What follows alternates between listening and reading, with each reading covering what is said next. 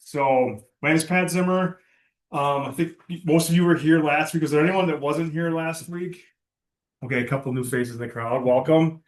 My name is Pat Zimmer. I'm the Hayward Forestry team leader. I work out of Ladysmith here. Kind of just a little bit of background about myself. From the area, actually, grew up just north of Ladysmith.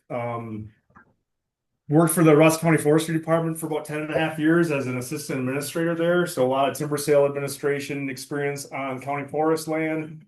Current role, kind of supervising forestry operations within Sawyer and Rusk counties, on private, a little bit of private, but mostly county, state, and some federal timber sales as well. So, and then we'll also have Bill who's assisting us tonight. He's going to be kind of behind the scenes running the online stuff. We're all good there, Bill.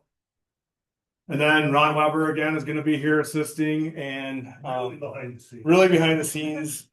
He'll have his time in the spotlight on a few nights, but we saved the best for last. So tonight's topic, we're going to go through a lot. It's going to be covering a lot with timber sales, a little bit of forestry background. If you have questions, go ahead and raise your hand. But we do want to move through this, pretty quickly so that we can cover everything.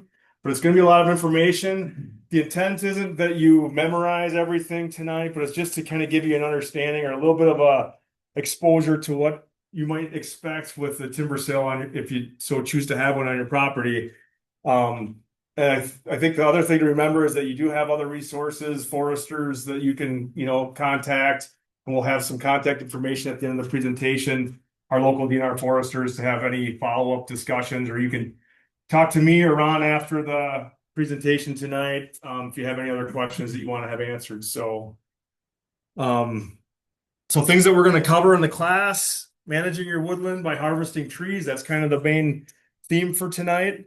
We're going to talk about some of the different harvesting systems that you might want to implement, or that are some options that you would have for doing a timber sale on your property.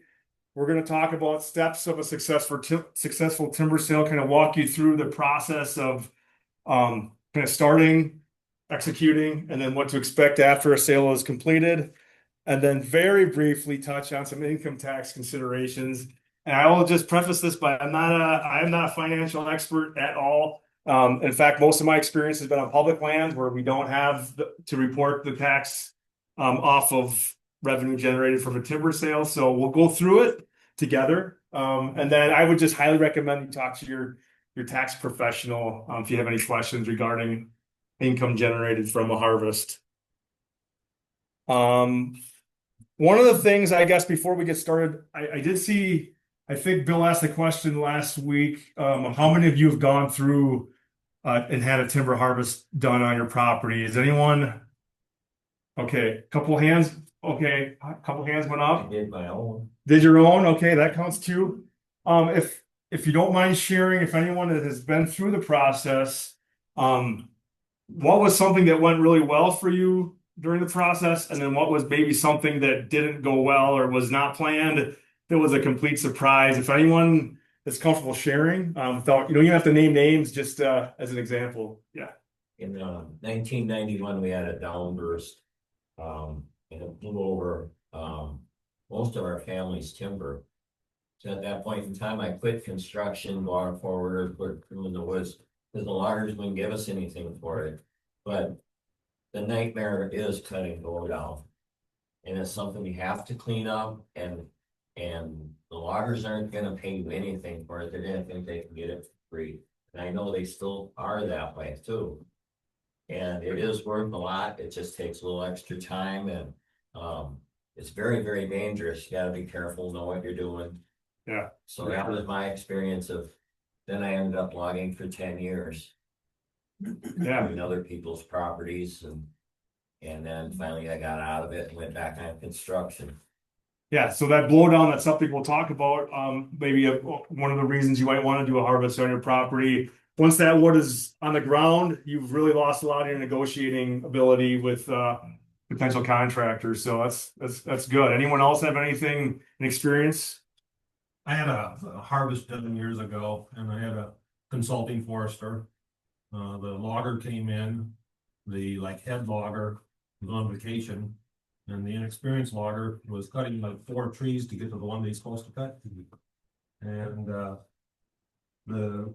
I live away from here, so it was all by remote.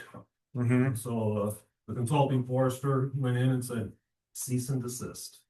Guy refused. Consulting forester the sheriff, went in there and Oh, wow. got it stopped. Then we came to a negotiated thing that was in the contract that said, they paid twice the amount for all the trees that were cut.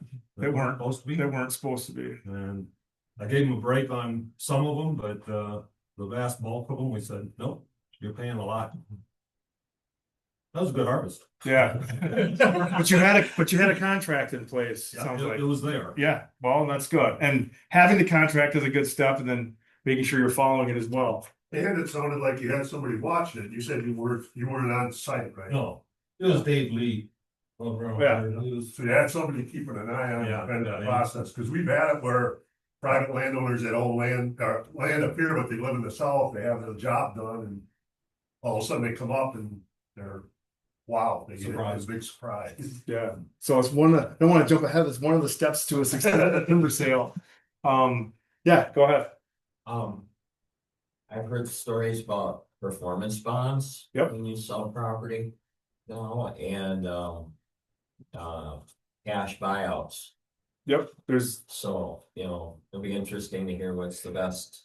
Yeah, and it's Stuff on that. and there's really, I mean, that's one of the challenges. When we're cutting on harvesting on public land, we kind of have a plan in place. We have a template set up. We're following kind of the same procedural things.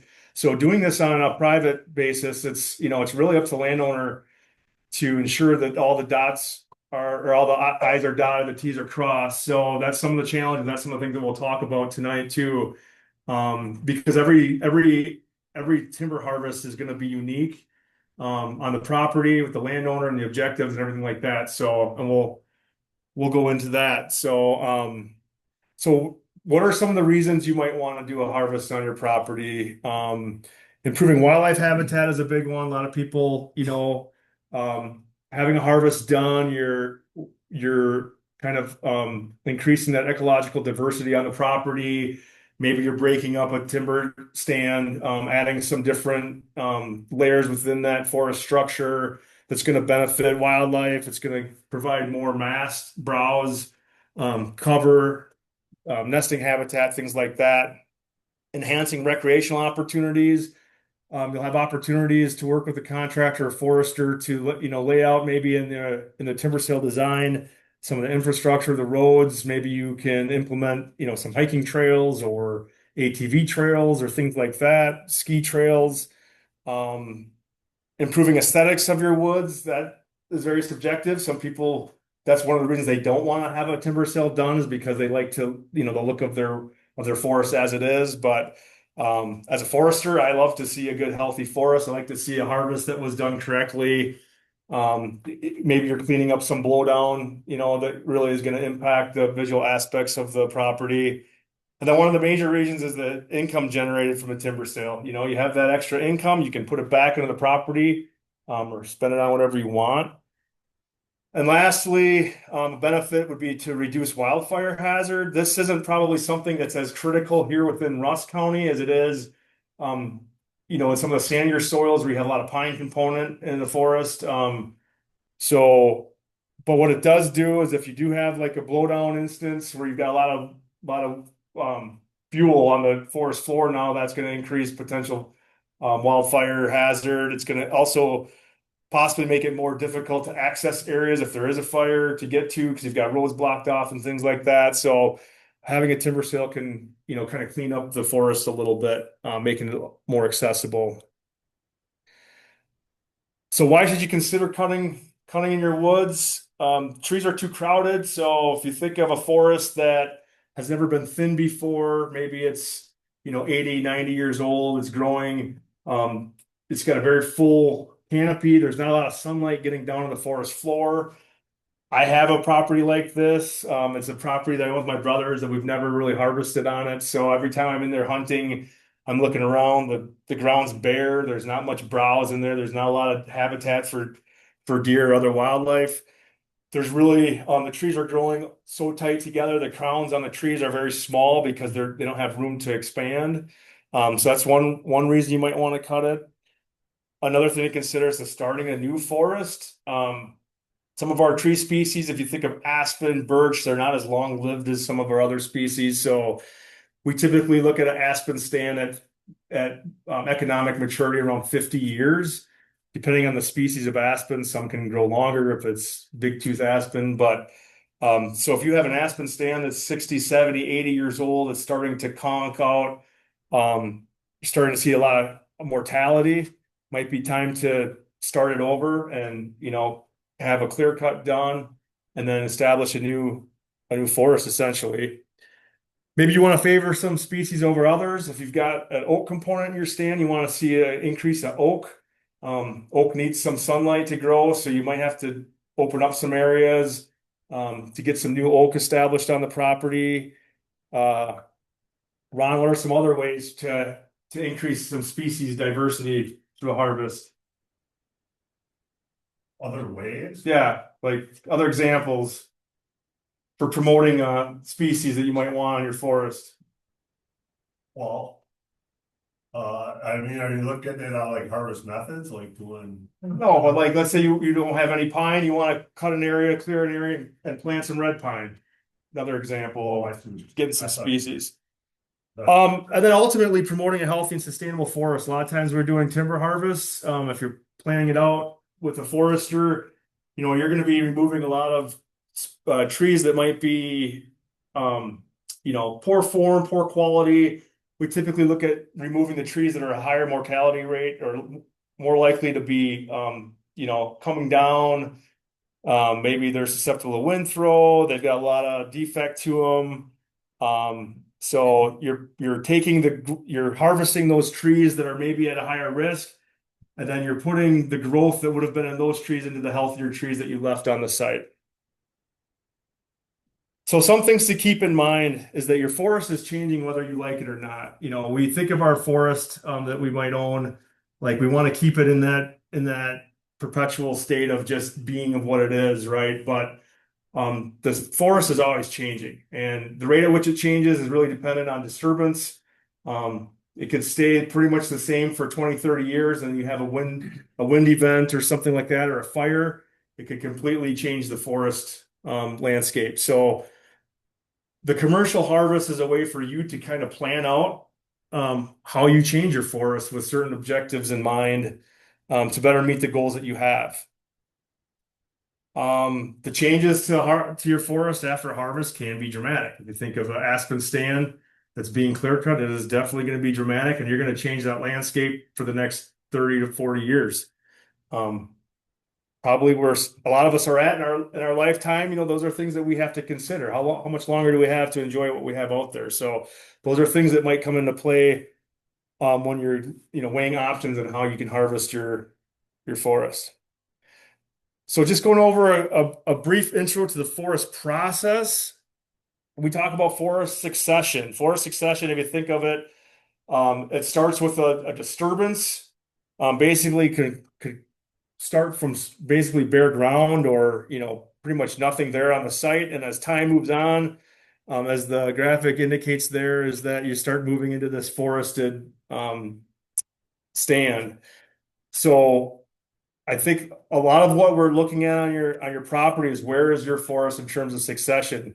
I would say most of the forests around here are probably kind of in that mid succession, that 50, 100 years. Anything beyond 100 kind of goes into that mature climax forest that you think of more older growth. So first few years in terms of succession, you're starting with basically some grasses, some brush, things like that, following a disturbance, a fire, maybe a clear cut. The next 5 to 20 years, your forest is starting to develop. You're getting some of those less shade tolerant species on the landscape first. So thinking of like aspen, paper birch, maybe some oak in there. 20 to 40 years, you're starting to see a little bit more growth on the trees, larger diameters, maybe a little bit more species diversity as that canopy's developing. You're starting to see maybe some more mid-tolerant shade species coming in, some basswood, things like that. And then you end up with old or multi-age communities where you've got kind of a variety of different age classes. You've got your structure is a lot more diverse. You've got large saw timber, maybe some saplings where you had a disturbance in the canopy and you got some newer growth coming in. So I mentioned shade tolerance. This is just kind of to, is there a way to Oh, I'm sorry. X that Yes, off of there? Maybe. sorry. Okay, thank you. So shade tolerance just refers to how tolerant a tree species is for shade. So looking at this graphic, aspen is probably our least shade tolerant species. That's why it's one of our early successional species that shows up on the landscape when there's a disturbance, fire, wind, or thinking of a clear cut. It needs a lot of sunlight to grow. Moving into some of the more mid tolerance, white ash, yellow birch, red oak, and then so on and so forth. And then those extremely shade tolerant species, the sugar maples, hemlock, those are more associated with your late succession species where your forest is established. Now they're able to grow because they can tolerate that shade and still grow. So another thing that probably one of the main things to consider too is the silviculture systems for the harvest. What kind of system are you going to use to harvest on your property? Some of the common ones that we have in our area, and I guess really across the United States, clear cutting coppice, a seed tree, shelter wood, group selection, and a single tree selection. Probably the two most common ones that you'll see around here are the clear cutting or coppice or the single tree selection. Those other three in the middle are kind of variations that you can utilize, but I would say the most common ones are going to be clear cut coppice or a single tree selection. And that's going to be dependent upon what species you have on your forest. Clear cutting coppice method, that's typically associated with aspen or less shade tolerant species. It's used for regenerating the whole forest typically. So I'm sure most of you have seen a clear cut, probably the least desirable as a landowner as far as in terms of like aesthetics and what it looks like, because you're taking this mature forest and you're basically removing it off the landscape. However, it is important for regenerating aspen, which is a very important species for wildlife habitat, elk, deer, grouse. The plus side to the clear cut or the coppice method is that you don't need to worry about planting. That all comes back naturally through the roots. Root sprouts, you might have some other species in there where it might stump sprout. Species like aspen, jack pine, white birch, oak, some examples of the species that you would use for this method. Some of the things that you can do to break this up a little bit is that what we call reserves. So you can have a clear cut done, but maybe if you have some other species out there besides just the aspen, oak, we do a lot of oak reserves for wildlife. We tend to leave a lot of conifer species out there too. It just kind of breaks up that wide open viewpoint, and birds really like them. Raptors especially use them for perch trees. And then it also adds a little bit of diversity to the regenerated stand. So it's not all coming back as one species, but it's a seed source for some of the other, just increasing some species diversity on the site. Do you have a question or? Well, I was just gonna say to differentiate between clear cutting and coppice, that clear cutting. If you do a true clear cut, then you're gonna either have to rely on some sort of seed source, acorns, cones, some seed to come in there, or you're gonna have to replant it. Coppice is gonna come back just naturally from the vegetative suckering from the plant, from the tree rooting system itself, so. That's where within the aspen, that's why we take advantage of that. Yeah. All it takes is 3 mature aspen to revegetate a whole acre of aspen. Right. So that's one thing that we've done in some of our stands where we want to, we want to add a little bit of diversity. If you have a hardwood stand, that's primarily hard maple or maple, basswood, ash, but you've got a little bit of aspen mixed in there, and it'd be an opportunity to, put in a small clear cut or something. So you have this little area, maybe it's 1, 2, 3 acres of aspen growing along with this hardwood stand. So there's a lot of different variations and a lot of opportunities to kind of, I think, have some fun with this management, but I kind of nerd out on some of this stuff too. Yeah. How hard is it to get the logger to want to do that though? That they may not want to come in for just 1, 2 acres. It's true. So if you just had 1 or 2 acres, probably not. But if So you could just cut it yourself, perhaps, or do that, but if you had more acreage to go with it, and then just had that 3 acre clear cut to go along with it, yeah, absolutely. The from a logger's perspective, the clear cut is and the coppice methods are probably the biggest bang for their buck because it's going to yield the highest volumes because they're cutting everything, and they don't have to be careful to leave trees, not damage trees. They can just go in there and cut it.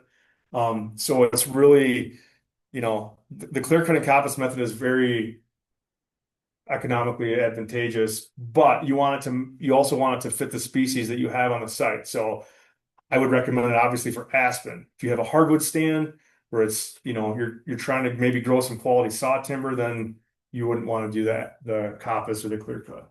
And that's where it's really beneficial to have a forester help. If you're deciding, yeah, thinking about harvesting our land, or at least thinking about it, a forester can really help and help identify those areas where Pat said you can, a bulk of your stand is hardwoods that, yeah, we're gonna selectively thin it, but maybe on the edge where it starts trending down towards a lower swampier area or something, the hardwood quality drops off dramatically. All of a sudden we see a lot more aspen and red maple. Maybe that's a perfect opportunity to put in a little, like Pat said, 2, 3 acre clear cut right there. You still got mostly most of your property in hardwood, but now you got this little patch of aspen coming back. And as he already said, great for wildlife. Anytime you can add diversity of species to your landscape, you're ahead of the game on all fronts, not just from a wildlife standpoint, just from a healthy forest front. So. Yeah, and the more diversity you have, it just gives you more options in the future to do different things too from a management perspective. So the prescription for clear cut or coppice might be to cut all stems 1 inch diameter or greater. Again, you're trying to eliminate as much of that overstory as possible so you have full sunlight, because this is gonna benefit the less shade tolerant species. So you need sunlight to regenerate those and to support those species. May need to prepare the site for replanting. If it's going to be a clear cut, think of a pine stand. If it's a pine plantation and you're on the last harvest, you're going to clear cut that pine. Now you don't have anything coming up underneath it, and pine's not going to coppice like aspen does. So now you are going to have a planting plan in order to regenerate that. There are some instances where pine, through the thinning process, depending on the soil types, you might have hardwood species coming up underneath it, in which case you could just take the top off, what we call taking the top off, but removing the whole canopy and allowing that regeneration that's already existing to kind of take over that site. If you're going to plant pine, you're probably going to need a spray herbicide to control competition from grasses and things for the first few years until that pine gets above that kind of that weed line.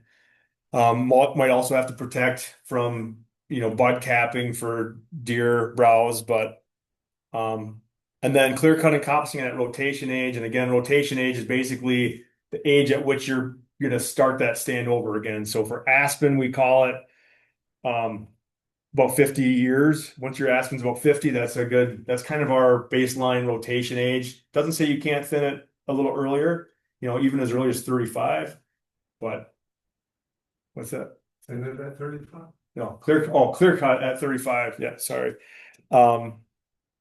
But rotation age, also in terms of thinning, rotation age, we talk about each individual tree is being rotated, so a little different there. Example of a clear cut, again, most of you have seen these. What you'll notice in the picture, there's a snag that's left there. A lot of times we'll leave snags in the clear cuts for birds to perch in, nesting, things like that. the snags will blow over potentially, but does add a little bit of structure to that stand. So this might be the first year.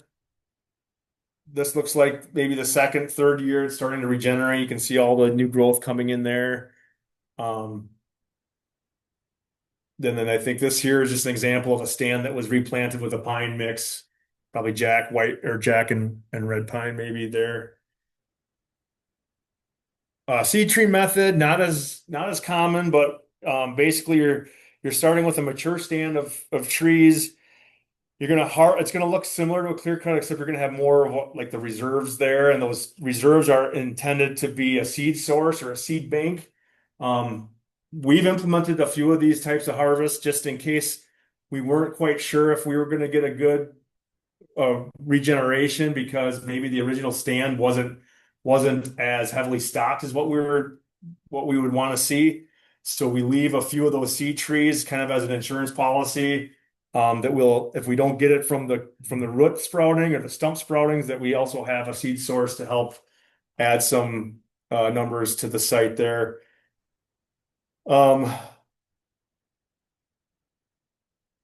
You're typically going to want to leave the trees there that you want, like the desired species, good genetic stock, better form, maybe for those trees that you're leaving on site. And then the question is, do you go in there and remove the seed trees once you have a new stand established, or do you leave them? I think that's really depends on what you have for volume on the site. It might be difficult to get a logger to come back in there if there's only a handful of trees out there scattered, so that would be a consideration. I don't think in a seed tree method, you don't have to take the seed trees out or harvest them after the initial harvest, because you do have enough sunlight there that's not the shading of the few scattered seed trees probably isn't gonna impede on the regeneration of the new stand. So used in red pine, white birch, along with some scarification,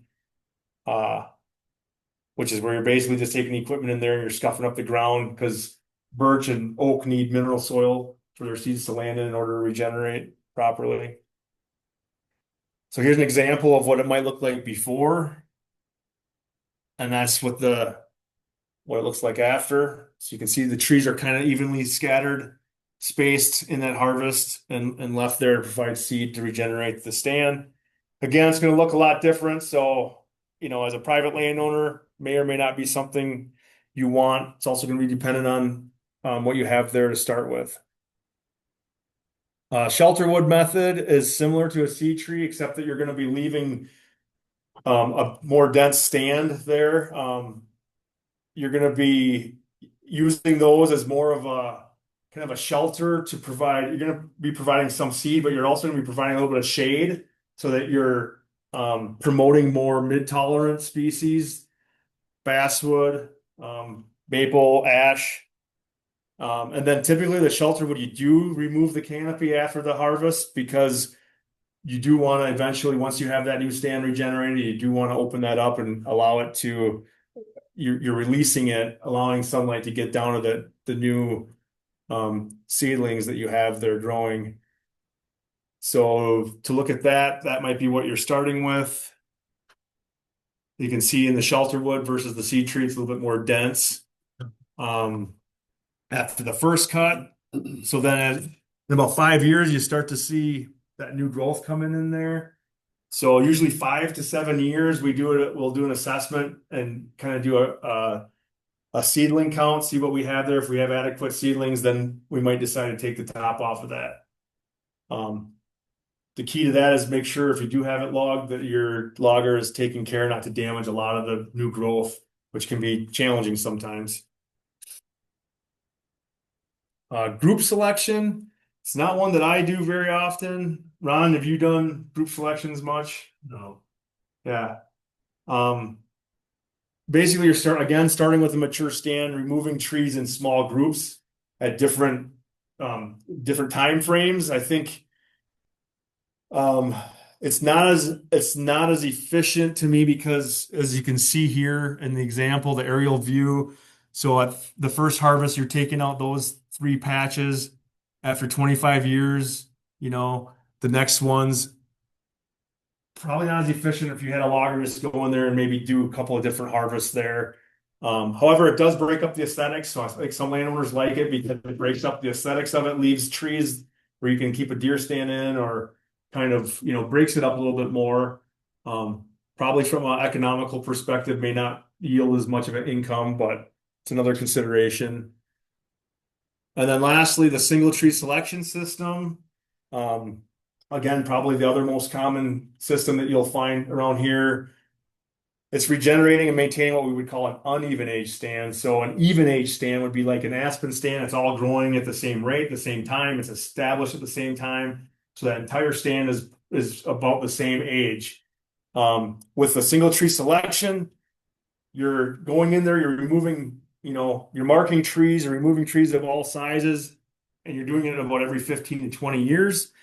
Every time that you enter that stand and do a harvest, you're breaking up the canopy enough where you're getting some sunlight in areas and you're regenerating new trees in those areas. So, classic for northern hardwood that we have in this area, hardwood hemlock stands, produces a sustained yield on a pretty regular basis, assuming it's not getting thin too hard. That you're going in there regular intervals, harvesting about the same amount of volume. The other thing it does is you can really improve the quality of the trees in that stand. We utilize this if we have stands that we're managing really high quality saw timber. We've got good rich sites that we're going red oak, hard maple, ash, basswood. You're removing kind of the lower quality trees and you're adding all that growth to the higher quality trees. So if you have the northern hardwoods on your land, this would be a really good option to utilize. So, and then just some examples here. This looks like maybe right after a thinning. But you can see what this does. You've got different size classes here, different age groups. You've got large saw timber, maybe some small saw, poles, saplings.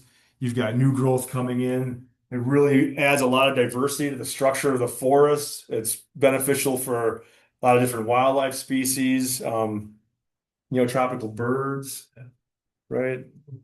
We learned about that too. So if you're a birder, it's a good option for you.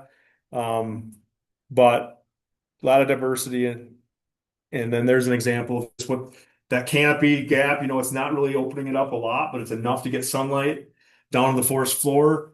You're not going to regenerate a lot of the real low shade tolerant species in here like aspen. You're going to get more of the mid and more tolerant shade species, hard maple. You get some ash, basswood, oak. Can I say just a couple things? Yeah, go ahead. So with the single tree selection, especially, all of these, it would be a good idea to have a forester involved. But with the single tree selection, that's going to require individual tree marking. It would be imperative to have a forester trained at marking your forest type to come out and mark that. Because like Pat already kind of alluded to, a lot of these harvests, you're only going to have one or two done probably in your ownership. You might as well do it right. Don't cheap on the front end, and then all of a sudden you're not happy with the result. It's not worth it.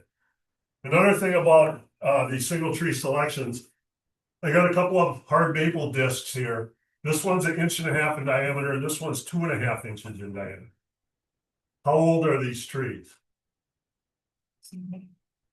They're the same, right? They came from the same place. Anyone want to guess how old they are? 10. 10? 10? Oh. Anybody else? Well, they're both 38 to 40 years old. I'll hold up two more trees. They're both the same size. This one here is an aspen. This one here is a hard maple. Anyone want to guess how old these are? 20. Well, Well, that's good for the aspen. the aspen is, yeah. The aspen was 18 to 20 years old. This hard maple here is 65 to 70 years old. How do you know that? We counted the rings. And that's why we got a range of 65 to 70. The rings get pretty tight in there because this tree isn't growing very fast. The reason it's not growing very fast is it's growing under a full canopy. And sugar maple especially, Pat had the tolerance of shade for species. Hemlock and sugar maple can grow almost in complete darkness. They can tolerate an incredible amount of shade.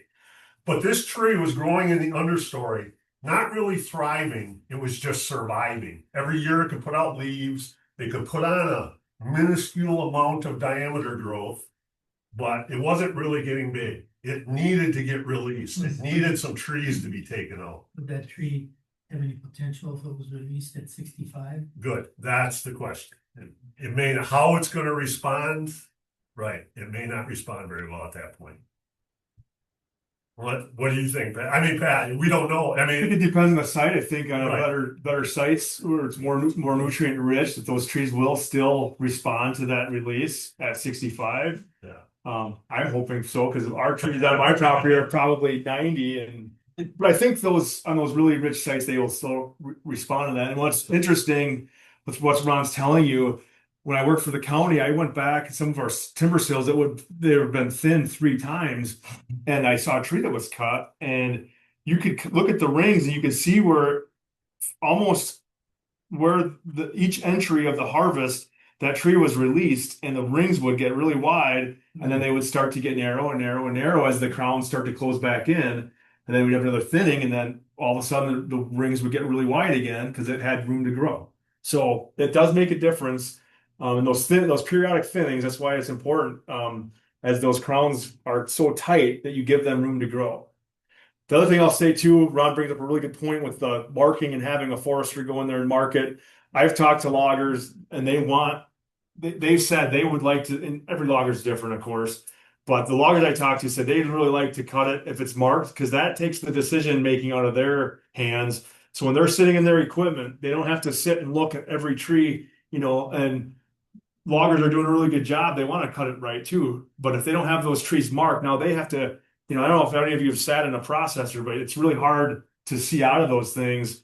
So when they've got those trees marked, they can just go cut and focus on cutting those marked trees, which really makes their job a lot more efficient versus when they have to try to guess and make those determinations. And also once that tree's cut, you can't uncut it. But good points there, Ron. Thanks. And then I'll also talk about real quick some intermediate treatments. Not every treatment has to be a commercial thinning. We have other kind of treatments that we can do on our stands. Some releasing some of the seedlings. You can go out there with a chainsaw, maybe try to release some of the, cut some of the less desirable species on your property and in favor of the trees that you really want to see grow. You can hire a contractor to go and do some of that work. You can do it yourself as a landowner. I think Ron's going out here in a week or two to do some of this in the Flambeau River State Forest, where they have a stand where they're going to do some releasing. We don't do a lot of that, but it's definitely something as a landowner that you could take upon yourself to do. Salvage cutting. You talked about the wind blow that you had in the property. When I first started in Rusk County in 2001, we had straight line winds that came through that summer and blew down roughly 10,000 acres of county forest land. Took us about 3 years to clean up. It was a really intense effort. Luckily, markets were really good at that time, so we were able to salvage a lot of that wood. But once that wood is on the ground, the gentleman in the back said it really wasn't worth a lot, and we were selling it for pennies on the dollar basically just to get it cleaned up. But it was important to get it cleaned up because it also was affecting, regeneration. You're taking those down trees out of there, cleaning up the forest. So, but once they're on the ground, you lose a lot of that negotiating power. Any questions on anything that we've covered so far? At all? You're gonna talk about markets at all tonight? No. Sorry, I'm gonna stay away from the markets because the markets can change. I'll answer questions if people have questions on markets, but and I can go into some generalizations, and I'm happy to answer any questions that you might have on markets. But I don't have anything specific to markets. So if you have folks that have questions on markets, you can ask after the presentation. I will just say markets are very challenging to predict, and because setting up a timber sale takes a lot of time, it's really hard to to tie in with the markets. It's kind of like the stock market. Once the stock market's up, it's too late to, to buy stuff sometimes. So I would say looking at that perspective, trying to time the markets, you can do it a little bit if things are really down, but by the time you have your timber sale set up, and it still might take that logger 1 to 3 years to get it cut, it's really hard to time things with markets. Well, how about the mills? You got, where the timber goes? I mean, it just, Information on that? I don't hear tonight, but I can, if you guys have specific questions, it's really dependent on what you have, species, products, that sort of thing. I can just say that the Rapids mill that shut down in 2020 here, most of you probably have heard about that, was really hard on our hardwood pulp markets here locally, because we're kind of in this no man land as far as mills and things like that go in Russ County. Pretty much Sawyer and things to the north, there's pretty strong markets up, Hayward and into Minnesota. But hardwood pulp markets are they're challenging in this area a little bit. So prices in hardwood pulp markets we've seen take a dip ever since that mill shut down. We haven't seen them fully rebound since then. Actually, the only one you got is what, Indec, huh? Indec, well, there's other options. Tomahawk takes some over there, the PCA mill. I don't know a lot of Indec. To me seems like it's kind of one of those mills that as a last resort, because I think they have pretty low specs on the wood that they take there. They take just about anything, but I don't think they're one of the higher paying places. But I don't know for sure. I would say check in with them and see. I haven't been tied in with them for quite a while. So, but if you have more questions on those, just speak up, let me know. Another thing you're going to consider is big machinery in your woods. There's going to, since I started, 20 plus years ago, the equipment has definitely gotten bigger, larger, more efficient. I would say probably less impact on the soils, which is a good thing. Lower ground pressure on a lot of the equipment, even though it's gotten larger, they found ways to minimize some of that damage. But you can expect to see something like this. This is a track processor. Does really good in all types of different harvests, but it needs a little bit of room to maneuver. A forwarder, you're gonna see a forwarder there. That's gonna be what moves the wood around, puts it on the landing. This is a larger one. It's a double bunk. What we call double bunk. It's got the 2 bunks. Can haul up to 6, 7 cords of wood versus our single bunks that used to do like 2.5, 3 cords. The added wheels, the 8 wheels though, can be less ground pressure than a single bunk and a smaller machine. So bigger doesn't necessarily mean that it's harder on the ground. And then you'll see like they can, the loggers have options to put tracks on the equipment on the back. That's going to also mitigate damage to the soils and help improve lower that ground pressure where they're operating. Logging equipment has really gone up in price over the last few years. I think now they're paying, $500,000 for a piece of equipment. So it's an expensive hobby to get into, that's for sure. Another consideration is that you're going to need space for decking cut products on your woods. Some loggers with really strong markets will be able to haul the wood almost immediately after harvesting. They're not going to need a lot of room to deck, maybe. Other loggers, maybe the markets are slowed down. They can't move the wood right away, so they're going to need places to keep it on the property.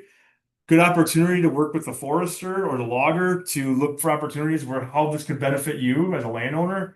I know a lot of people use these landings to put in food plots or, things like that, or any other kind of recreation opportunity that you might have. You don't necessarily need a big open space. A lot of loggers are good at decking right along the roads. They just have to cut a few more trees out of the way to get the wood piled up, but you're still going to need space for a wood deck. And then seasonal requirements, another thing to consider for your forest. Not all soils are created equal. I lean towards the winter harvest just because the ground's going to be frozen. It's going to be less impact to the ground. If you're getting a clear cut done or a coppice harvest on your property, the winter time is the best time for a coppice because when they're cutting it, all that energy of those trees is stored in the root systems. So it's still down there in the root systems when they cut. Usually you'll see a little bit more improved growth out of the first few years on a coppice harvest. Not to say you can't have them in the summer. We do lots of them in the summer, but in the winters, if I had a preference. Summer harvest, yes, that was my next point I was going to mention. However, all this being said, if you can get a harvest done in the summer, it's probably going to be a higher value to you because most of the loggers, a lot of contractors have 2, 3, 4 years of winter wood lined up already. Winter wood is pretty easy to come by. The summer wood is a lot more of a challenge sometimes for them to find because it's a little bit more unpredictable. If we have rains, things like that that might really slow down their production. They have to, if we get 2, 3 inches of rain, sometimes they'll have to shut down operations for a couple of days, let that ground dry back out. In the winter, usually once that ground's frozen, they can kind of go and they can get things done a lot quicker, more efficient. So that's another consideration. That'd be something to talk about with forester. You might not have the option. It might have to be winter only if access is challenging. If you have to cross a swamp or a low area to get through, winter harvesting might be your only option. So something to consider. Your woods will look different after a harvest. Certainly after a clear cut or a coppice, when that basically your whole forest is removed, other than maybe some reserve trees, it's going to look different for a long time. After a thinning, really those tops and things, it's going to look a little different the first 5 years or so, but a lot of the basswood ash, those species will decompose pretty quickly. I'd say after 5 years, you'll really see that the slash and the remnants of that timber harvest settling down. Oak will last a lot longer on the site, but it's going to look different no matter what. Yeah. And just, that slash on your landscape that might be an eyesore to you, what we found is, especially with certain species like hardwoods, oak, those tops, that mess acts like a nursery for the young growth coming in underneath. Just makes it that much harder for deer to get at to browse. So again, might look like an eyesore, but as Pat said, most of that's gonna rot down fairly quickly and it's gonna look better in a short number of years. But in the interim, it's given that regeneration an option or opportunity to get started and growing in a safe place. Yeah, a lot of areas we used to implement slash restrictions across the entire sale. We would have the logger, the contractor lop and scatter the slash within 2 feet of the ground. And what we found, like Ron said, that slash actually protects a lot of the young regen and the growth coming up. We don't want to walk through it. The deer don't want to walk through it. So now we still do it, but we do it along roads and aesthetic areas where we want that slash knocked down, but tend to leave it in other areas where it may not be traveled as heavily. Yeah. I have people ask me when I have a harvest, can I come in and cut the tops and use it for firewood? That always kind of scares me because if they get hurt. Yeah. And then the other thing is, well, gee, those tops go back to the soil and replenish the soil and stop the water from eroding the side of the hill. So I don't know, what are your thoughts on that, or what are your comments? As a landowner, I mean, there's a lot of ways you could go with that. I myself have used harvest areas as firewood. I've gotten firewood off of some of those areas because it's a really good place to cut up stuff that's already down and dead. Somebody else Usually, recommend, is it safe to do that? you'd probably want to talk to your homeowner's insurance and see what the liability would be on having someone come in there and cut that. I would make me a little nervous if it wasn't a family member or somebody especially if it was somebody I didn't know. So You never know what they're gonna cut either. you don't know what they're going to cut. I would say proceed with caution there. Yeah, I think there is a recreational use statute that's on the books that protects landowners.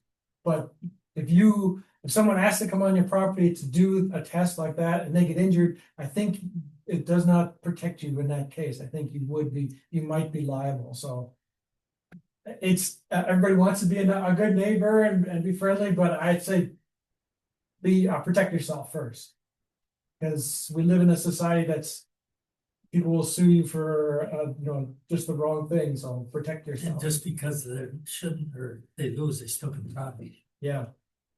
And a question maybe is ask how much are they going to take off of there? Because you mentioned, those tops do add nutrients back into the soil. It's habitat for, amphibians and critters like that. So I don't think somebody would come in there and make enough of an impact where it's gonna, cause a lot of damage or really affect that too much, but I'm always hesitant when people want to come in and do things because you just don't know what you're envisioning might not match what they're actually gonna do, so proceed with caution and use your best judgment on that. Another consideration, the quality of your trees and their value. Factors that are going to affect your quality of your trees, your stem quality, forks, epicormic branches, seams, cankers, rot. This is stuff that we really don't have a lot of control over. It is what it is. Stand history is another really important thing. Everyone, it's important to know the history of your forest. If you had a logger, you had it cut really hard 20 years ago, maybe too hard, the previous landowner had it harvested really hard, it might not be ready for another thinning. So stand history is going to really determine a lot too. If you get a forester out there to see what you have, was it pastured? Maybe you've got beautiful hardwood, but it was pastured for 30 years and there's really nothing growing underneath it. So those are things that might impact what kind of management that you're going to do on the property. Maple sap production, I think, that can affect the staining of some of those trees potentially as well. Insects, EAB, that's coming. It's already in the county in certain areas. So if you have a lot of ash component in your forest, maybe that's something you want to take care of. So forks, again, we don't really have any control over this, but what we can control is if we want to take these trees out, typically if we were going to do a hardwood thinning, these trees would be kind of high on the list of removal. You can see a lot of times forks are associated with weak areas of the tree. There's a crack in this one here. So if you have a wind event, be susceptible to breaking, damaging the tree even further. Might not be a lot of product in there from a logger's perspective. Straight, you need straight bowls. It's gonna be more beneficial for wood products. These are great for wildlife, but probably not really high value. So those would be trees that we'd look to remove. The epicormic branching occurs when you have these dormant buds underneath the bark of trees, and if they get exposed to a lot of sunlight, they'll start throwing out these little epicormic sprouts. Doesn't really affect the tree structurally, but definitely can affect the quality of the tree. If you've got log-sized trees that are doing a lot of epicormic branching, it's going to lower the value of the tree. So those would be trees maybe to look to remove if you had those. Seams, kind of similar to forks. A lot of times seams are associated with rot. You don't know, looking at the outside, how far in that rot goes. Although seams do make really good wildlife habitat and cavities for mammals and nesting areas for birds. So you don't have to take out every single tree. Sometimes you leave one or two of these for wildlife, but it depends on how it fits into the scheme of things for your land. But you can pretty much bet that it's going to be a low quality tree as far as from an economic perspective. Cankers as well. We see a lot of cankers, aspen and maple cankers. These are weak areas in the trees, so very susceptible to wind throw, breaking off, damaging there. A lot of times you'll have a tree that looks really good for 4 or 5 feet, and then it's got a canker, really throws that whole tree out for any kind of a log or anything like that.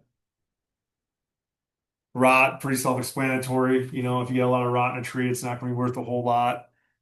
Aspen, you'll see when you have those conchs or mushrooms there, you can associate that with rot. Usually, I think the estimate was like 2 feet above and below that. You can assume there's some rot in the middle of that tree to some degree. That stump there, probably some rot in there, and that could be associated either from previous logging damage. If they banged up the butt of the tree, that's an area that's probably going to be susceptible to rot going forward. Fire scars can cause rot and pine and things like that. So just continues to degrade the tree quality. Residual branches, poor form. Again, some people really like those on the landscape for aesthetics. I know the Flambeau is loaded with trees from the 1977 windstorm. They kind of look cool because they're doing math, 50 years old roughly, but they're all 48. They're all curved, and some of them look really funky. I think we've harvested a lot of those trees, but there's still a few out there in the landscape you can tell are still from that wind event. Probably one right there. Yeah. So it's just the difference between those, kind of poor form and then the quality trees you see there. And again, up on the Rusk County Forest, the Blue Hills, we have really good hardwood sites.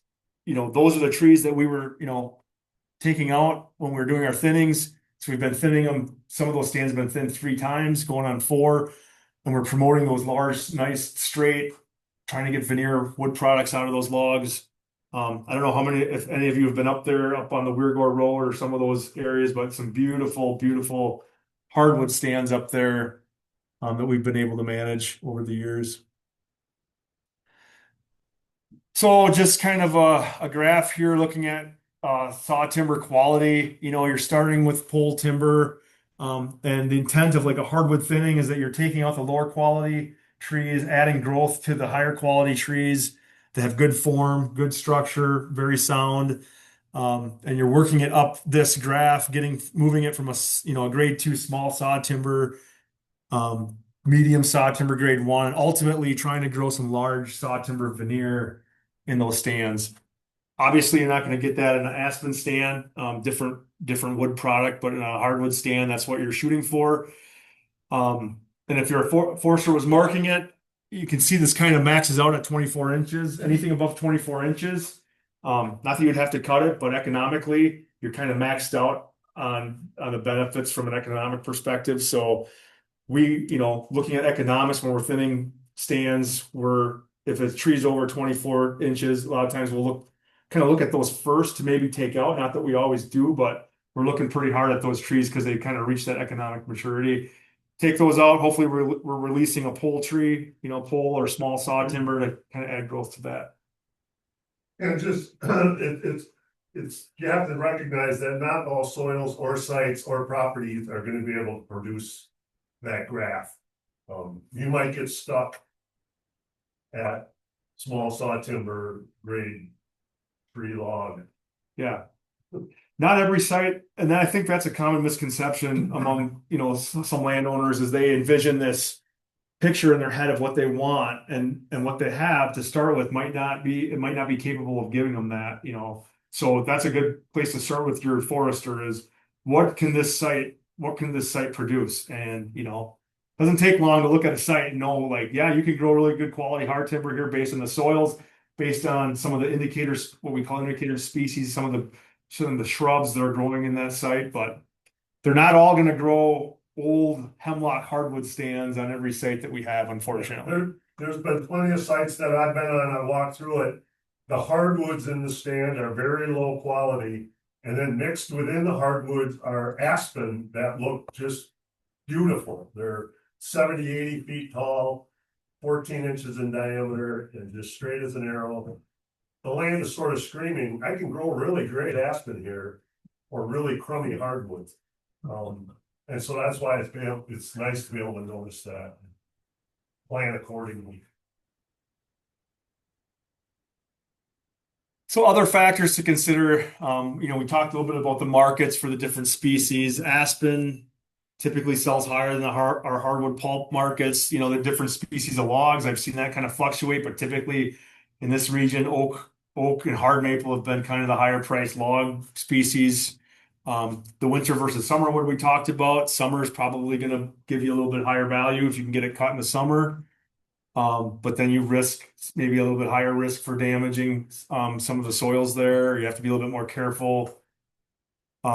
Distance to the mill, which we kind of talked about, is another limiting factor. If you've got mills in your backyard, I look at the difference in price in aspen on the Sawyer County Forest versus the Rusk County Forest. Management styles are the same. They're doing everything pretty much the same, but they got LP in their backyard up in Sawyer County, so their prices are always higher based on that. Terrain can affect things. Is it really steep? Is it hard to get to? If it's not flat, there's really challenging areas in the Blue Hills when I worked there, where equipment it was very restrictive on certain types of equipment. They had to use cable skidders to pull the trees up and down. It wasn't very efficient for the logger. So that could affect some things on your sale. Roads, do you have a good road infrastructure in place, or are you as a logger gonna have to build something completely new? If it's winter harvest, they can get by usually with a lot less disturbance because they can basically just blade it and freeze it down and drive on it. If it's going to be summer harvested, a lot of times they have to build, ditch, crown. Takes a lot more finessing to get that to go sometimes. Price of gas, nothing we can control. I mean, a lot of this, most of this stuff is really all of this is out of our control, but it's things that you want to consider. Complexity of the harvest prescription. I think we were talking about having the little 3-acre clear cut. That's fine, but if you have a lot of little different things for the logger to have to do, that might lower the value a little bit. Maybe, maybe not, but again, that's a conversation to have with the forester or the logger. And finally, the 7 steps to a successful timber sale. All right, so this one says 6. I don't know. I came up with a 7th one, but this information is also in here. So again, you don't have to memorize anything, but this is a good place to maybe jot down some notes or whatever you want to do to follow along. And this isn't a step, but finding a forester is a really good start. I would say, again, the DNR private lands foresters are free of charge. They get you headed in the right direction. Spend a day out there on your property, walking it with you, giving you some good options. Hiring a consulting forester as your agent or the industrial forester, which is employed by the mill. So a little bit different there. A consultant who's not associated with the mill versus a industrial forester. Both of them are good options. You know, you just have to do some homework and check some references and things like that. But so step 1, very important, determining property boundaries and designating which trees to be cut. I would highly recommend talking to your neighbor. Not only is it just being a good neighbor, but you know, you want to make sure that you have that property line agreed upon. And I would suggest getting a survey done. Maybe your neighbor is like, yeah, I want to get one done too. We can split the cost, maybe not. Could save you a lot of money in the long run having it surveyed and marked out properly. We do cutting line agreements with landowners for state and county lands where we have a kind of an agreement set up that they can take a look at the line, sign this agreement. So there's ways you can do that on private land as well, but that's really, you know, we get calls for timber theft because this part wasn't followed very closely for a landowner, and now you've got 2 neighbors that are fighting over a property line dispute. So this is a good first step, getting that property line squared away with your neighbor. And sometimes it can lead to, hey, maybe your neighbors wanted to do some logging too and never really thought about it, but you can put something together, have a forester that's working for you, work with both of you. Now you've just increased your volume and the production for a potential contractor might actually make you more money in the end doing it that way. Having the property lines clearly marked and then having the forester mark which trees are going to be cut if it's a thinning or some other prescription. Again, if it's a clear cut, you might not even need to have the trees marked, just the boundary put in. Any questions on property lines or anything like that? Disputes. We all get along with our neighbors really well, right? Good. Number 2, locating roads, trails, and landings ahead of time. Again, it's a good idea to kind of have that idea in your mind of what you want on your property. Again, it's your property, so you know you make the decision, but probably having that forester, definitely having a logger there, having that conversation, because they're going to want to do things as efficiently as possible for their operation. Hopefully you can find some win-wins. Again, I've seen this work really well for the landowner. They're like, yeah, we'll put some roads here, but can you seed this down, or can we maybe make this a little food plot here? We're going to have this little open area. A lot of times the loggers are, they get those requests and they're pretty happy to accommodate that in a lot of instances. So, but having that road design in place, are you going to need a stream crossing, a culvert? You're going to have to get a permit. Who's going to be responsible for that? Is it going to be the landowner, the forester, the logger? Those are things that you're going to want to know ahead of time.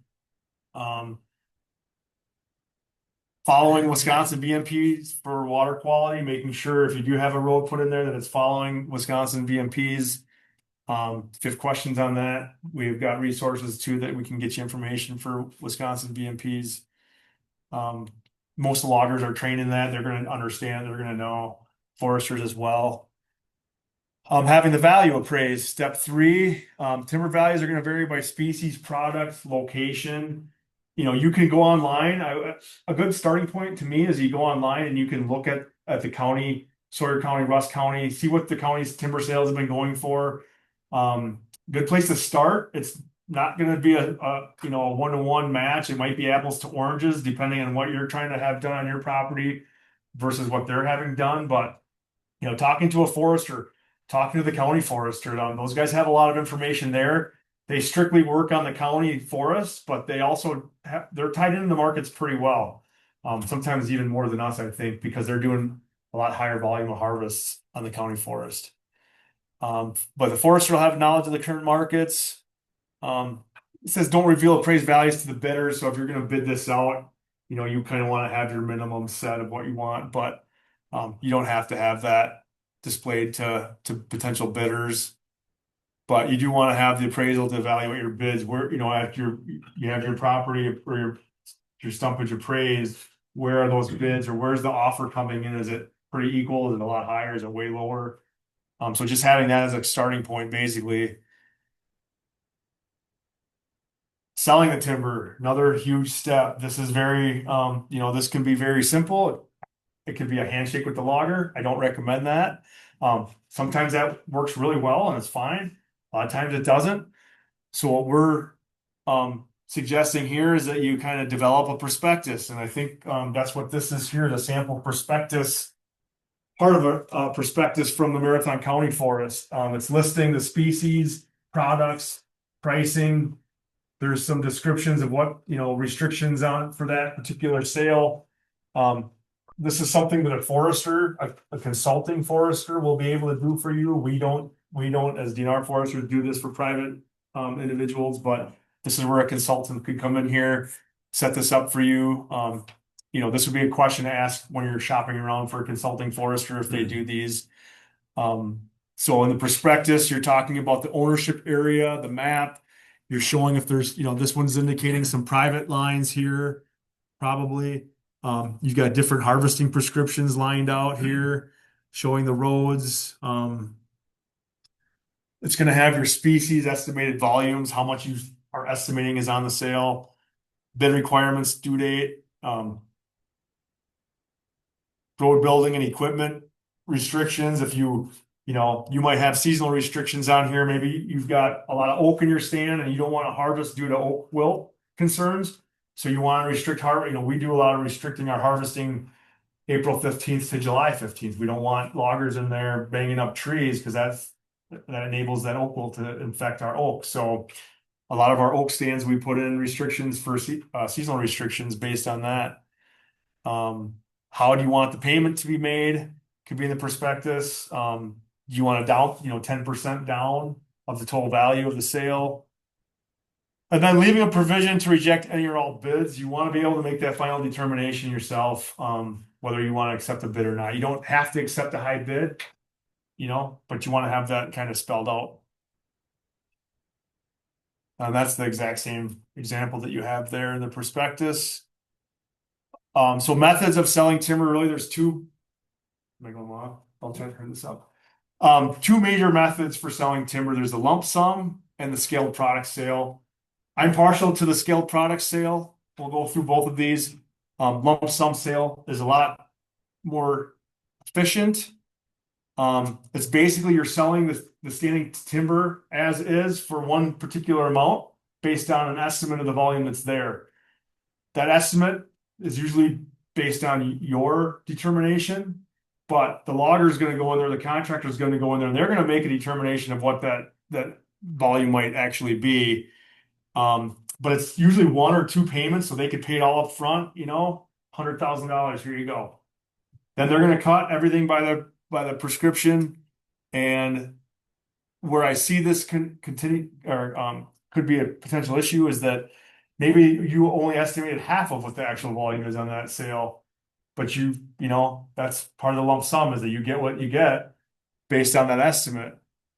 The scaled product method, to me, it's a fair method for both the landowner and the contractor. You're getting paid for what volume is actually coming off of that sale and accounted for. So if you have an estimate of volume, but you're 50% under what's actually there, you're still gonna get paid for the full amount of the volume that's there. Because you're getting paid based on, what the wood's being measured at, whether it's being measured on the landing by a forester. Or you're just gonna get paid off the mill tickets once that wood is hauled to the mill. That's, that's something that you would have to determine. But the scale product method is probably the most common, although we do some lump sum sales in the county, the state does some lump sum. And for private landowners especially, what would be why would you go to the lump sum? I mean, with the scale, at least it makes sense. We have to put staff out there to scale the logs and scale the pulse.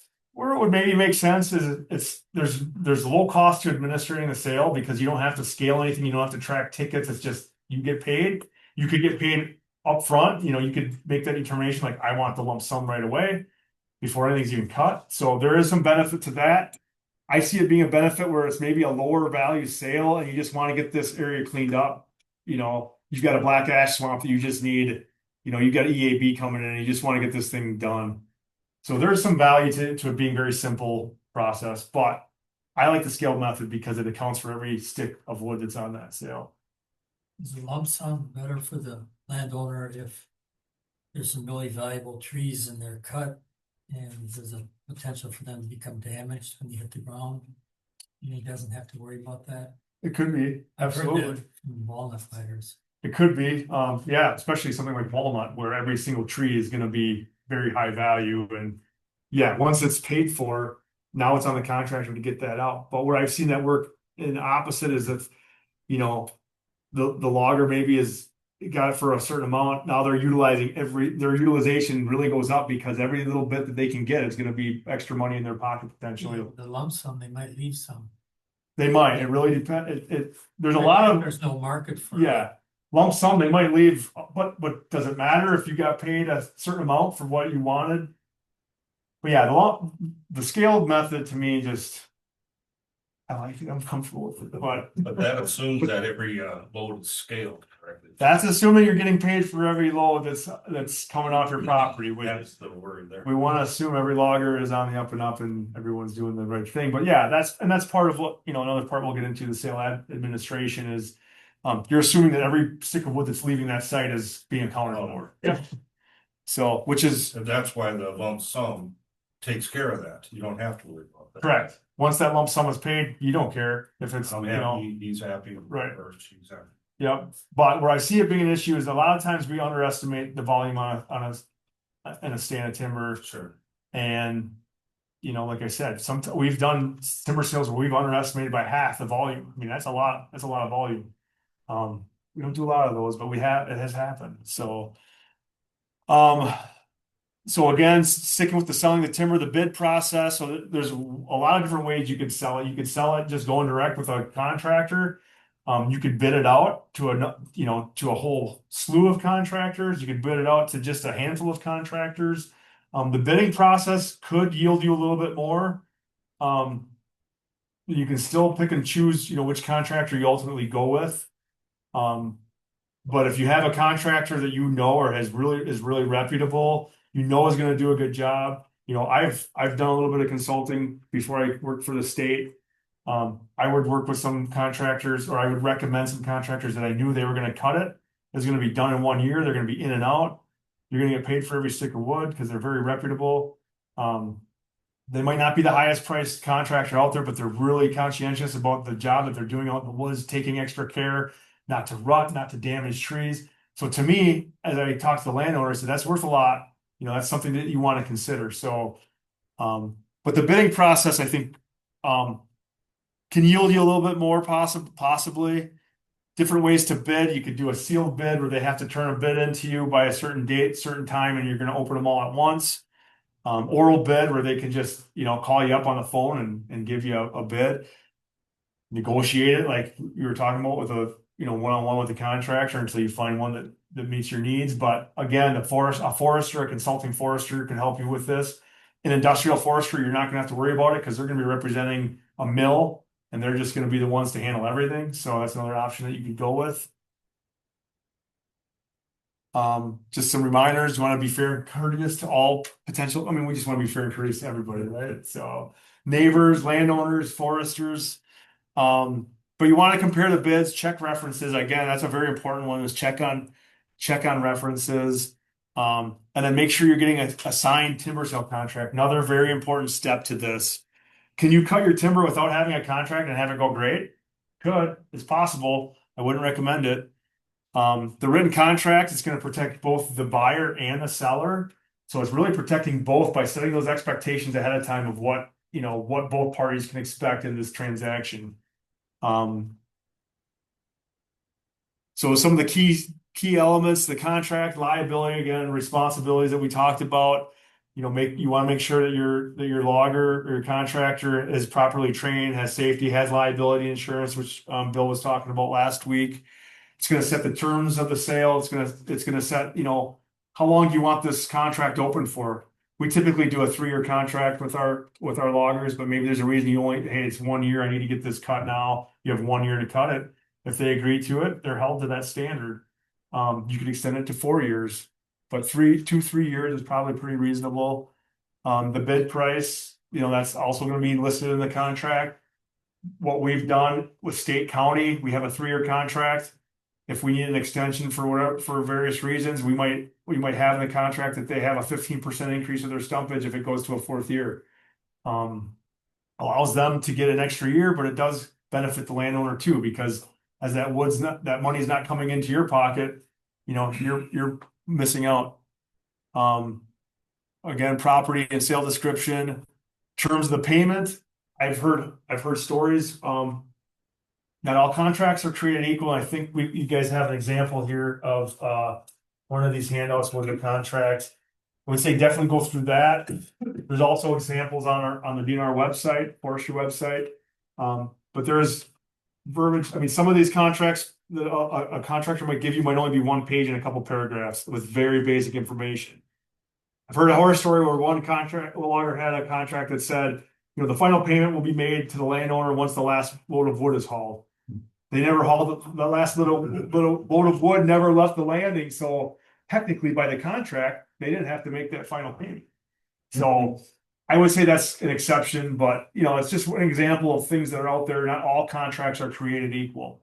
So be very careful when setting up your contract, but you definitely want to have a contract in place, and preferably one that you have drafted or prepared. Yeah. One important thing is mill scale slips. Absolutely. Copies of them. You want copies of those? Make sure you down. Yep. Always be transparent with the landowner. Yep. That's how a logger gets a good reputation. Yeah. So it's a good idea to know where's that logger taking the wood. Which mills are you going to be expecting to get slips from? And see the scale slips. And see the scale slips. If they're taking them to some of these, if they're processing firewood, just selling loads of firewood, you might not have a scale slip for that. How is that wood being accounted for? How are they, are they scaling it and then getting that amount to you? But there's a lot of different things that come into play with that. So, but that's a good point. Knowing where that wood is going and how are you going to get that information if it's a scaled sale. Another few other bits of information in the contract. What are the utilization standards? Bond requirements. Do you have a performance bond? We require a 10% performance bond for all of our timber sales. It used to be 25%.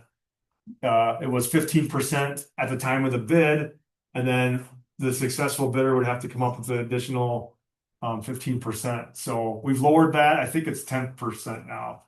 And it's not at the time of the bid, it's just after the contract signed. So that performance bond is an important piece of it, because if you do have issues, you have rutting, you have something that maybe needs to be fixed on the site, you have that money secured from that contractor to help make things right. But you want to have that spelled out in the contract as what that money can be used for.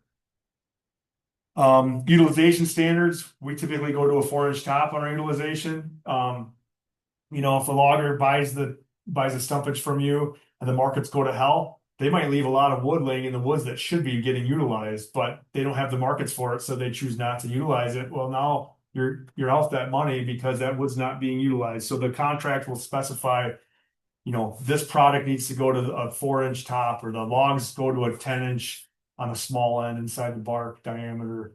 So that stuff's spelled out in the contract. Notification and cutting notice responsibility. Make sure you're filing a cutting notice. Who's going to file the cutting notice? If it's MFL, you need to file an MFL cutting notice, county cutting notice. If it's not MFL, everyone is required to file county cutting notice. Ron gets those from the county clerk every month. Here are the cutting notices being filed in the county. It gives us an idea of where the harvests are being done. And then also, I think we talk about that a little bit, but if that land is tax delinquent, if it's tax delinquent, you're not allowed to harvest on it other than a few other smaller products. And an MFL property needs an MFL cutting notice And the a county cutting. county cutting. Right. Highest bidder doesn't necessarily have to go, you don't necessarily have to award it to the highest bidder. Maybe you check references and the highest bidder is not someone that you want to do business with. Hopefully you've allowed that provision in your prospectus in the contract that you're able to select the next highest bidder if you choose.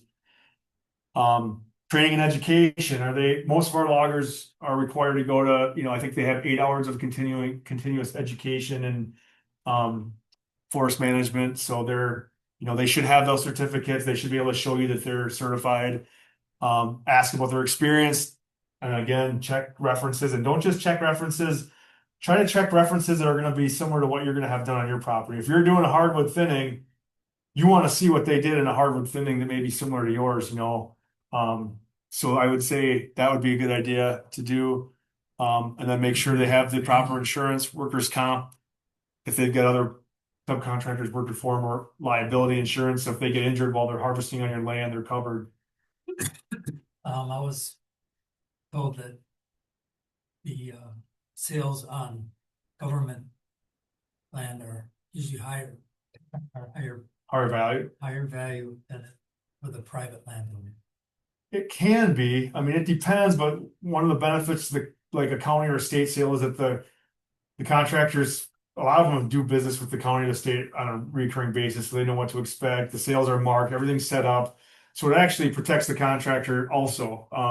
Because as much as from your perspective and your seat as a landowner, there's a lot of contractors out there who have had similar challenges with landowners, right? So we don't want to paint the contractor, the logger, as the bad person all the time. There's a lot of really good loggers out there, a lot of really good contractors who have had similar issues with not so great landowners. So it works both ways, which is why it's important to have that contract, because it protects both of you. I would think a private landowner, he's got one harvest every 20 years, and with the government, they're harvesting all the time. Yeah, we're harvesting. And so, a couple thousand acres a year. A lot of things like, it doesn't look the same, or there's rutting and that has to Right. be taken care of.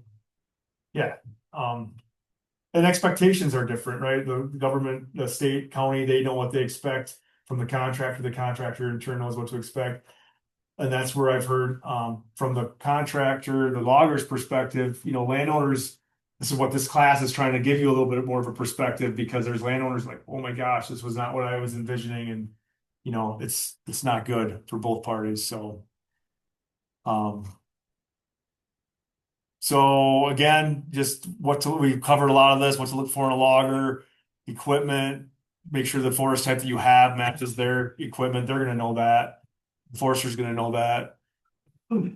Talking to references, getting an idea of what your woodlot's going to look like after the harvest. That's something we can help you with envisioning, or the consulting forester, or even the logger. Talking to other landowners that work with them. Having some, a good communication is important on both ends. It's as important as the contractor is a good communicator to the logger as you are to them.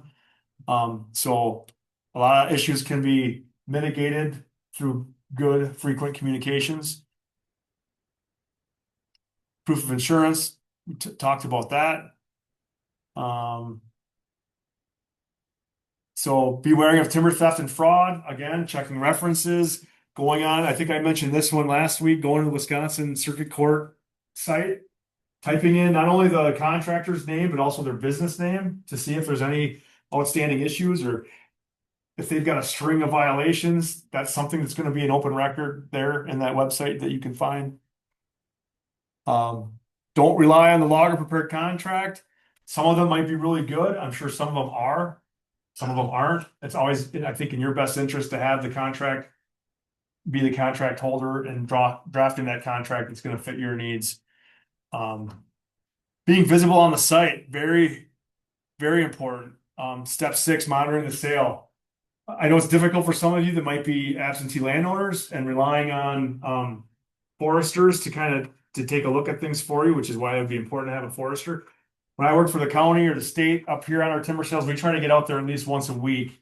Depending on the contractor, they can move through a lot of wood in just a handful of days. So it's important, especially early on, to be visible or have your representative out there, a family member, somebody out there visible, walking the sale, pulling the operator out of the equipment, just talking to them, how's it going, checking in with them, looking around to see, if you've got, if you're having a thinning done, does every stump have a paint mark on it? Is that's what you want to see, right? That way that the trees being cut are those that were designated to be harvested. So monitoring the sale, visiting the sale, making sure there's no questions, and again, really important early on as things are starting, but then also not being too lax, not letting things go because they can start really good and then things can kind of slip. You don't know, you might have the A logger and the equipment on the first couple weeks, and then the B logger comes in or the C logger comes in and fills in because the A logger is getting pulled somewhere else. So, things can change pretty quickly on these logging operations. So it's good to stay up on things. So we talked about the cutting notices being filed. 14 days prior to the harvest, it's $181 forfeiture if it's not. We get calls. A lot of neighbors like to watch out for each other, and so if there's harvesting being done, you'd be surprised how many neighbors want to let us know that their neighbor is doing some harvesting. And if it's harvested without taxes being paid, $739 forfeiture. You don't need a permit or filing a permit or a cutting notice for firewood. Christmas boughs, up to 5 Christmas trees, or clearing land for agricultural use does not require a cutting notice. Those require a permit, it's not coming. Doesn't require not on your private. Oh, on your private, Right. right, but on county or state. Yeah. district. We're talking private land. Again, monitoring the sale. So you might see things like this as rutting, or you're seeing a lot of trees banged up. You see 1 or 2 instances, something like this. That's why it's good frequency. You get out there, make sure the stuff doesn't get out of hand if you catch it early enough.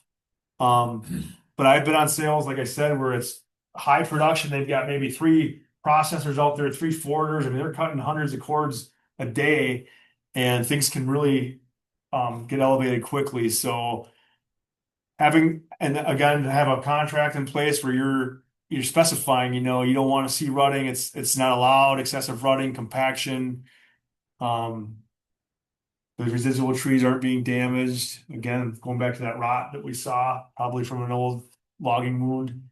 Are all the trees being utilized? Slash tops being prepped like it's spelled out in the contract? Are they being smashed down, cut, left, whatever you want to see?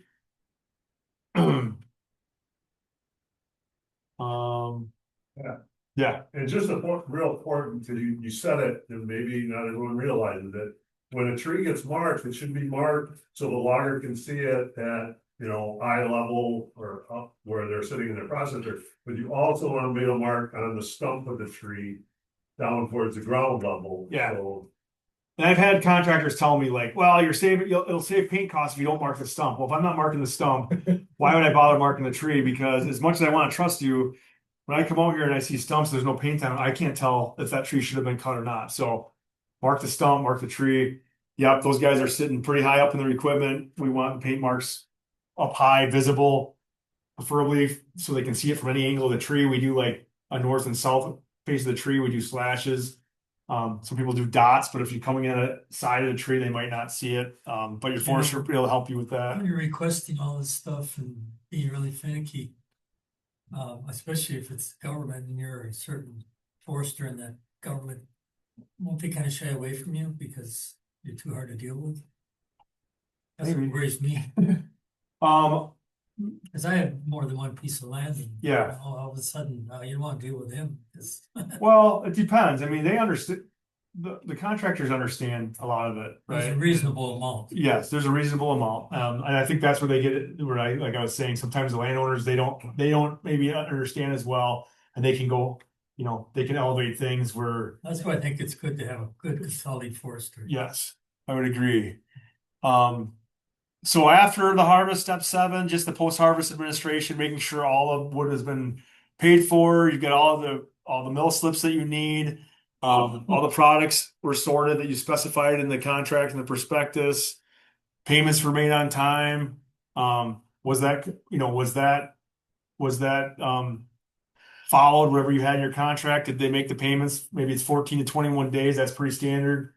Because you don't want them paying months after they've hauled that wood in. So that can be all spelled out in the contract. Do you have a remedy for timber damage or road issues? Who's responsible for reseeding the road? Who's responsible for fixing ruts?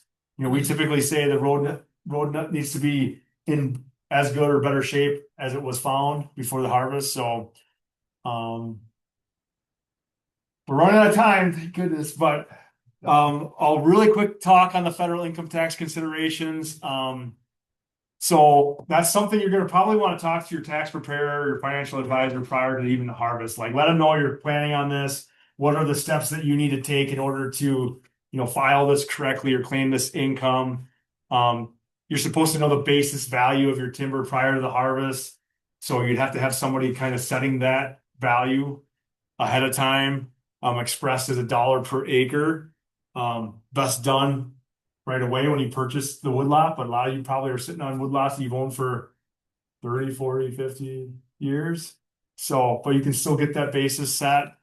So if your basis 2000 was $10,000, value of the timber in 2022 was $15,000. The trees grew and increased the value of $5,000. So that's a capital gain for your forest. You don't have to pay the entirety of the sale amount. It would just be on that difference between the basis value and what you sold that timber for. The basis can be determined at a later date. May not be financially worthwhile if a lot of years have passed since you purchased the property. Small tracts with low value timber might not be worth the effort, and then larger tracts, more valuable timber, the farther back in time it's going to pay to resurrect that basis. So again, I would just strongly encourage you to talk to your financial advisor, tax preparer. We covered a lot. Does anyone have any questions on the stuff that we discussed tonight? There's a ton of information. Again, it was just to give you kind of an overview of what you can expect, really open your eyes to all the different aspects of a timber harvest. They're out there. We're here to help you guys and gals. So if you have questions now, we'd love to answer them. If you'd rather wait as people are shuffling out of here, or we've got contacts. Ron Weber on the west side of Town Line Road in Russ County. Bob Hauser couldn't be here tonight, but he's on the east side of Town Line Road in Russ County. We can get you guys information and gals information that you might want. You had on the thing on basis that it's cost per acre. Dollars per acre. When you do your Form T, it's per cord or 1,000 board feet. So you have a dollar figure per cord or board foot. When it comes to acre, that's for the pre-commercial side of that on your taxes. So you would maybe be able to convert that to based on the volume the total volume that's harvested. If you look at the total acreage, and you could divide that or take the cords and divide that by the acres, that would kind of give you that same estimate, I think. You know what I'm saying? So you're getting the basis, but you could convert it to cords based on the total acres, the total cords that were harvested. But like I said, when you report It's got to be by dollar per cord. It's dollars per cord Okay. or dollars per board foot, 1,000 board foot. Okay, good to know. I'm very limited in my private lands tax information, so I appreciate that. And most tax preparers don't know a thing about it. They won't either. Not a damn thing. I'm sure there's some consulting foresters out there that would be able to probably do this a lot and it would have a lot better, would be more dialed into something like this for you. And I'm sure everyone in this room has a different scenario. Some of you have had land for 50 plus years. Some of you probably just purchased it last year. So it's going to vary. Any other questions at all? Well, that was a question I had is, are you aware of any CPAs that actually know something about this or about? My brain is exhausted. You hit stuff in this. But there's a question, is there someone you could point to that might have some more information on it. I don't know On the if you- tax, on the, Yeah, like Gary Searfoss used to do. Used to do it. Gary might still do it. I don't know if he does, but he might still, I don't know if he's still doing consulting or not. He's- I know he does tax preparation and he's a forester, I believe, so Yeah, that might be your guy. What's his name? You know, Ron, if Gary still does? Gary Searfoss. Yeah, he lives, I know he just lives up off of 27, up off of, Searfoss. yep. SEARFOSS? Yeah, and his first name is Geary. Gary. Anything from the online? That was the online Oh, question. okay. Anything else? Town Line Road there, is that the town line east of town? Yeah, west of town. West of town. So Ron is west of the west town line and Bob is east of the west town line. So if I'm looking for a forester to help me, I would go according to, So these guys are the DNR foresters that would get you started. So they come out, take a look at your property, do a walkthrough with you, and kind of head you into the right direction. And then they would provide, after you guys have met, they would, well, Ron, you do it, so provide you a list of Yeah. consulting foresters based on whatever you're looking for. And sometimes people are just wondering what they got, and sometimes I come out and look at it and, oh, you got Yeah. a middle-aged forest here that really doesn't need anything for probably another 10 or 15 years, and things are going good, unless there's some kind of a disease concern, or if you have specific, I know you were talking about, yeah, you have specific things you were looking for, and right. yeah, then we would try to help you reach those goals. Yeah, we're not there to drive you to a harvest necessarily at all. We're there to just answer any questions that you might have on your property. Whether it's a harvest, whether it's wildlife habitat improvements or just basic information. We just ask, we typically do it for people with 40 acres or more, 20 acre, just contact us and we'll make that determination. But Do you guys do MFL as well, or? we do not do MFL. That's Scott Horton up in Hayward. He covers Ashland, Sawyer, Rusk, but we So can, if you're an MFL, get hold of Scott. if you're an MFL, I would start with Scott, but Can we get his number? Scott Yeah. Horton. You have his number on you? I can get it for you if you want to hang out here for just a couple minutes after we wrap up. I'll get it for you. So Or are anyone anyone is looking for a walking property with, or, Looking at my MFL, renewing the contract. oh, Yeah, I would go to Scott. go to Scott with that. My contract's coming up in a couple of years, so I need to get something done soon. Okay. Good. I don't have anything else. If you guys don't have questions, there's still water and probably Oh, some stuff back there. Donut cookies. Help yourself. Stick around for a little bit if you have other questions. Thank you for your attention. Appreciate it. And we'll see you next Tuesday for some. What are we on? Invasives? Invasive species. All worth the. Game camera picture. Oh, no. Oh, yeah, all I get are there. You will crouch.